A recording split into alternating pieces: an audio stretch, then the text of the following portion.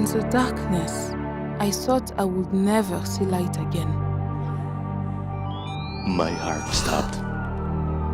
My mother, my brother, my son, one by one they fell sick, and they were all gone. In the past, smallpox infected 50 million people every year. Now, smallpox has been eradicated from the face of the earth, and cases of polio have reduced by more than 99.9%. But there is so much more we can do, and we cannot afford to lose momentum. More than half of the world's population is still missing out on essential health services. And by 2030, climate change could cause an additional 250,000 deaths annually. In our interconnected world, infectious disease outbreaks can spread more rapidly than ever before. But together we have shown we can tackle the most complex global health challenges. Every month, the World Health Organization screens 5,000 disease outbreak alerts and sends investigative teams into the field to track hundreds of potential threats. More than 180 countries have signed up to the World Health Organization Anti-Tobacco Treaty, covering at least 90% of the world's population. And we are monitoring air pollution in more than 4,000 cities in 103 countries. The World Health Organization is committed to leading the global drive to promote health, keep the world safe, and protect the vulnerable.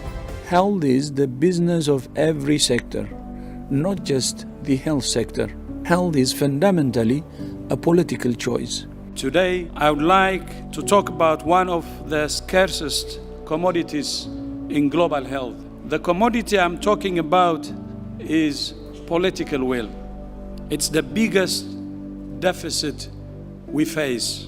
Partnerships work, but partnerships should be focused on a goal and based on putting the countries in the driver's seat. 2025 was the year of major achievements and challenges for global health and for WHO.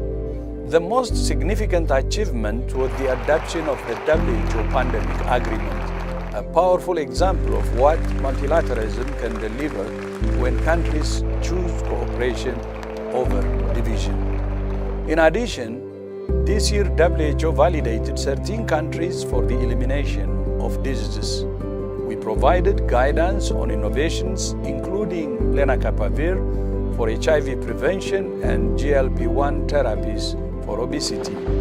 And we responded to 48 emergencies in 79 countries and territories, including Gaza, Sudan, and Ukraine. 2025 brought other serious challenges. Aid cuts threaten to reverse decades of progress, with early estimates suggesting childhood mortality could rise for the first time this century. And cuts to WHO's budget left us with no choice but to reduce the size of our workforce. But in the crisis lies an opportunity for countries to transition away from aid dependency towards self-reliance, and the opportunity for WHO to become more independent and future-proof. The world still needs WHO, and WHO remains committed to our founding vision, the highest attainable standard of health, not as a privilege for some, but a right for all.